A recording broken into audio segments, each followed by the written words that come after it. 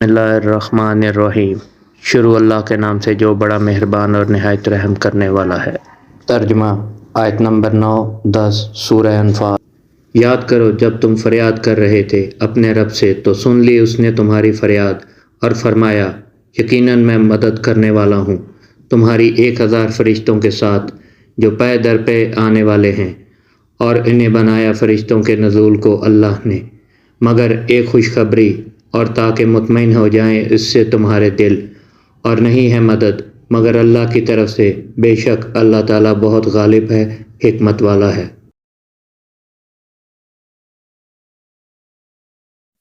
السلام علیکم معزز سامعین و ناظرین، آج ہم آپ کے سامنے غزوہ بدر کا واقعہ بیان کرنے جا رہے ہیں۔ غزوہ بدر 17 رمضان 2 ہجری کو اسلام اور کفر کا پہلا معرکہ بدر کے میدان میں لڑا گیا، جس میں مسلمانوں نے جنگی ساز و سامان کی غیر موجودگی میں اپنے سے 3 گنا بڑے لشکر کو شکست فاش دی۔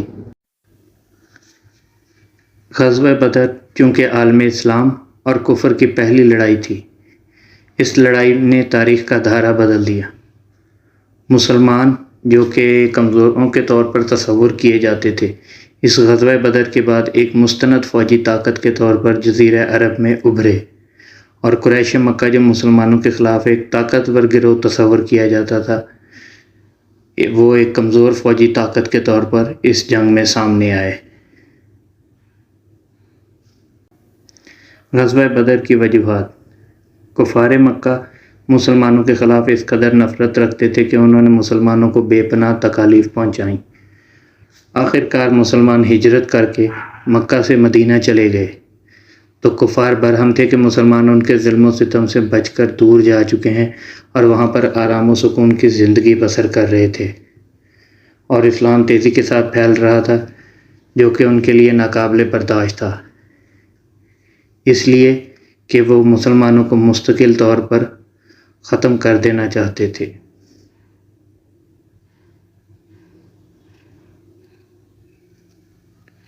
اس کے لیے وہ ایک بڑی جنگ کو ضروری سمجھتے تھے جس میں وہ دوسرے عرب قبائل کی معاونت بھی چاہتے تھے تاکہ ان کے ساتھ مل کے مسلمانوں کا خاتمہ کیا جا سکے۔ یہودی جو کہ مدینہ کے اطراف میں آباد تھے اور کفار کے ساتھ ان کے در پردہ رابطے بھی تھے، وہ بھی اندرونی طور پر مسلمانوں کے مخالف تھے۔ قریش مکہ کی شام کی جانب تمام تجارت مدینہ کے قریب سے ہو کے گزرتی تھی، اور وہ مسلمانوں کی بڑھتی ہوئی تعداد سے کفار مکہ سخت ناخوش تھے، اور وہ جانتے تھے کہ مستقبل میں مسلمان کسی بھی وقت ان کی تجارتی شاہراہ کو بند کر سکتے ہیں۔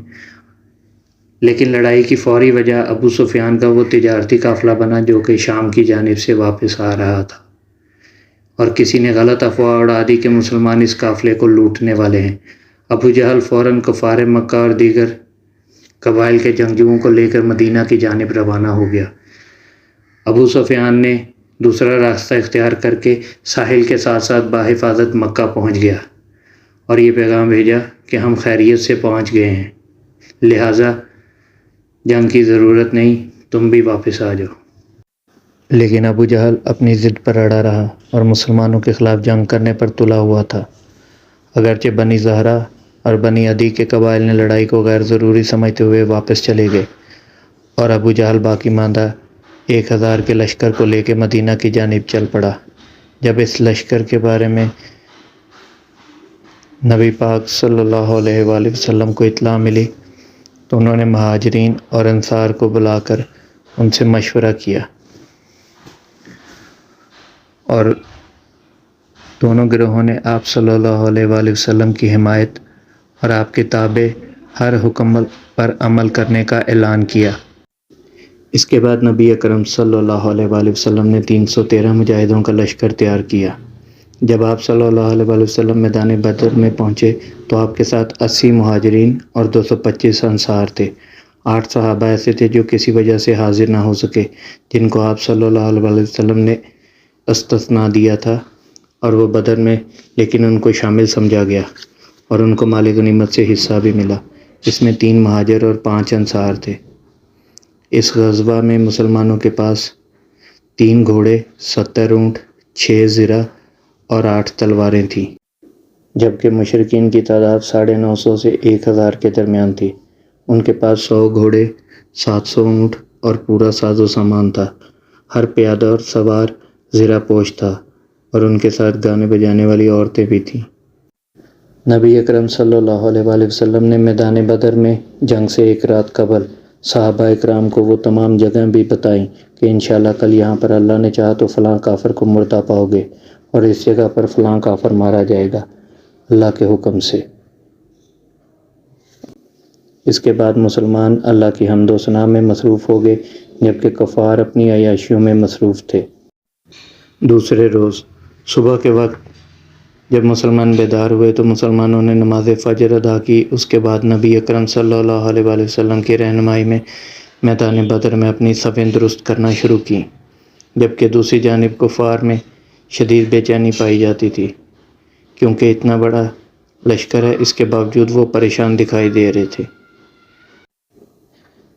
جنگی نقطہ نظر سے دیکھا جائے تو کفار جہاں پر موجود تھے اس جگہ پر ہموار زمین تھی، جو کہ صفیں درست کرنے کے لیے نہایت موزوں تھی، جبکہ مسلمان جس جگہ پر موجود تھے وہ ریتلی جگہ تھی اور ناہموار تھی، اور وہاں پر صفیں درست کرنا اور جنگ کا آغاز کرنا نہایت ہی غیر موزوں تھا۔ جب نبی پاک صلی اللہ علیہ وسلم نے خود مسلمانوں کی صفیں درست فرمائیں تو اس کے بعد نبی اکرم صلی اللہ علیہ وآلہ وسلم نے اللہ پاک سے دعا کی مسلمانوں کی فتح کے لیے، اے اللہ اگر یہ مسلمانوں کا گروہ ہلاک ہو گیا تو پھر اس زمین میں تیری عبادت کرنے والا کوئی نہیں بچے گا۔ اے اللہ جو وعدہ تو نے مجھ سے فرمایا ہے اس کو پورا کر۔ اے اللہ میں تیری نصرت کا طلبگار ہوں۔ جو ہی آپ صلی اللہ علیہ وسلم کی دعا ختم ہوئی تو اس کے بعد بدر کے میدان میں بارش شروع ہو گئی، اور کچھ ہی دیر بعد جب بارش تھم گئی تو مسلمانوں کی جگہ پر جہاں پر پہلے ریت موجود تھی، بارش سے ریت بیٹھ چکی تھی اور وہ جگہ نہایت سازگار ہو چکی تھی، جبکہ کفار کی جگہ پر جہاں پہ ہموار جگہ تھی وہاں پر بارش سے کیچڑ بن چکا تھا۔ جنگ کا آغاز۔ جنگ میں سب سے پہلی چنگاری جس نے لگائی، اسود بن عبد الاسد المخزومی کفار مکہ کی طرف سے آگے بڑھا تو حضرت حمزہ رضی اللہ تعالیٰ عنہ نے اس کا مقابلہ کیا اور اس پر تلوار کا وار کیا اور اس کی پنڈلی کاٹ کے رکھ دی۔ حضرت حمزہ رضی اللہ تعالیٰ عنہ نے دوسرا وار کر کے اس کافر کا کام تمام کر دیا، اور اس کے بعد عتبہ بن ربیعہ دیوانہ وار اٹھا اور اپنے بھائی شیبہ کو دائیں طرف اور اپنے بیٹے ولید کو بائیں طرف رکھ کر میدان کے درمیان آ کھڑا ہوا اور مسلمانوں کو جنگ کے لیے للکارا۔ اس کی اس للکار کو قبول کرتے ہوئے نبی اکرم صلی اللہ علیہ وسلم نے فرمایا، تم اٹھو اے عبیدہ، تم اٹھو اے حمزہ، تم اٹھو اے علی۔ اللہ کے یہ تینوں شیر آگے بڑھے اور عبیدہ رضی اللہ تعالیٰ عنہ جو ان تینوں میں عمر سے بڑے تھے، انہوں نے سب سے پہلے آگے بڑھ کر عتبہ کو للکارا، اور حضرت حمزہ رضی اللہ تعالیٰ عنہ نے شیبہ کو اور حضرت علی رضی اللہ تعالیٰ نے اس کے بیٹے عتبہ کے بیٹے ولید کو۔ حضرت حمزہ نے اپنے مد مقابل کو سنبھلنے کا موقع نہ دیا اور آن واحد میں اس کے 2 ٹکڑے کر کے زمین پر پھینک دیے۔ حضرت علی نے بھی بلا تاخیر ولید کا سر تن سے جدا کر دیا اور اس کو موت کے گھاٹ اتار دیا۔ البتہ عبیدہ رضی اللہ تعالیٰ عنہ اور عتبہ آپس میں ابھی تک گتھم گتھا ہو چکے تھے۔ حضرت عبیدہ کی ٹانگ پر عتبہ کی تلوار لگی، لیکن اس دوران حضرت حمزہ اور حضرت علی رضی اللہ تعالیٰ عنہ اپنے حریفوں کا کام تمام کر کے عبیدہ رضی اللہ تعالیٰ عنہ کی مدد کے لیے پہنچ چکے تھے۔ ان کی تلوار بجلی کی رفتار سے کوندی اور عتبہ کی لاش کو پارا پارا کر دیا۔ حضرت عبیدہ کو زخمی حالت میں میدان سے باہر پہنچا دیا گیا۔ لڑائی کی یہ صورتحال جب ابو جہل نے دیکھی تو اس نے فوراً عام حملے کا حکم دیا تاکہ کفار مزید حوصلہ نہ ہار بیٹھیں اور میدان چھوڑ کر بھاگ نہ جائیں۔ عام لڑائی شروع ہو چکی تھی۔ میدان بدر میں مسلمانوں نے جس نے سب سے پہلے جام شہادت نوش کیا وہ سیدنا عمر فاروق رضی اللہ تعالیٰ عنہ کے غلام تھے۔ انہیں کسی تیر انداز نے اپنے تیر کا ہدف بنایا جو ان کی شہادت کا باعث بنا۔ اس دوران دونوں لشکر ایک دوسرے سے گتم گتہ ہو چکے تھے اور شدید لڑائی جاری تھی۔ غازیان اسلام آگے بڑھ کر داد شجاعت دے رہے تھے اور کفار کا مقابلہ کرتے ہوئے ان کو واصل جہنم کر رہے تھے۔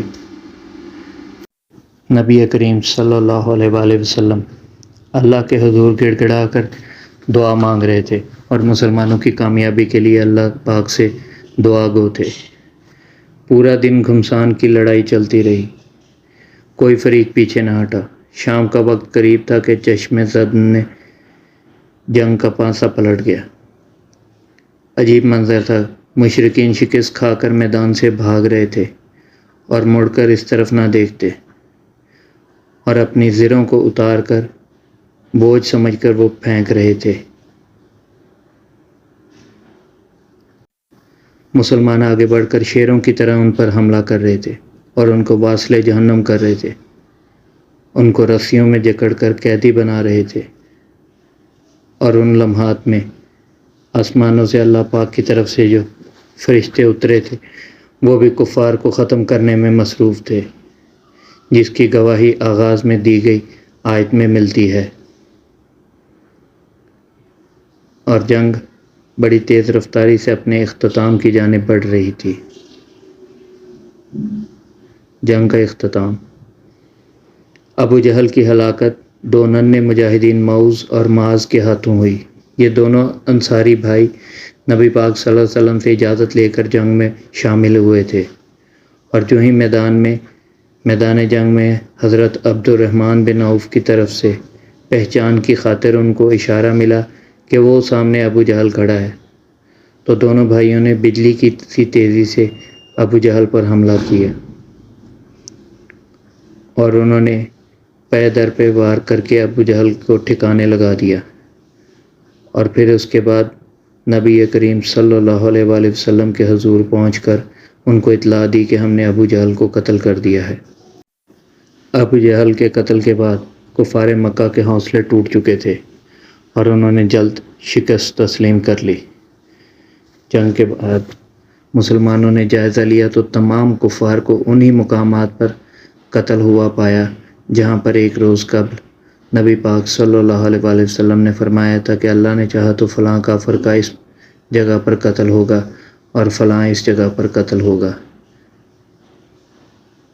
اس کے بعد ان کفار کی لاشوں کو ٹھکانے لگانے کے لیے تمام لاشوں کو اکٹھا کیا گیا اور ایک کنویں میں ڈال کر اس پر مٹی ڈال دی گئی۔ قیدیوں کا حل۔ غزوہ بدر میں بہت سے کفار کو قید کر لیا گیا تھا، اور جو کفار مسلمانوں کے ہاتھوں قیدی بنے ان کے بارے میں حضرت صدیق اکبر کی رائے کو نبی اکرم صلی اللہ علیہ وآلہ وسلم نے سب سے بہتر جانا۔